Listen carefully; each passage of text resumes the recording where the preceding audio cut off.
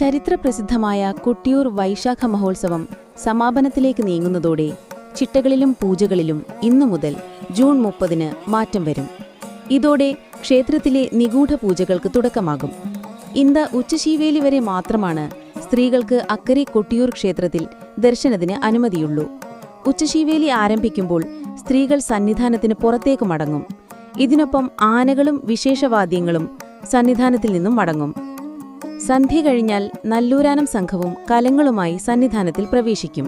ഇതോടെ കൊട്ടിയൂരിൽ നിഗൂഢ പൂജാദിനങ്ങൾ ആരംഭിക്കും. 12 പേരടങ്ങുന്ന കുലാലസ്ഥാനികന്റെ നേതൃത്വത്തിലുള്ള സംഘം സന്ധ്യയോടെ ഗണപതി പുറത്തെത്തിച്ചേരും.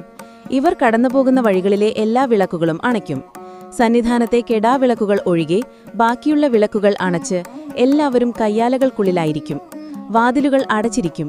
സംഘം മണിത്തറയിൽ പ്രവേശിച്ച് ദർശനം നടത്തുകയും കാർമ്മികനുമായി മുഖാമുഖം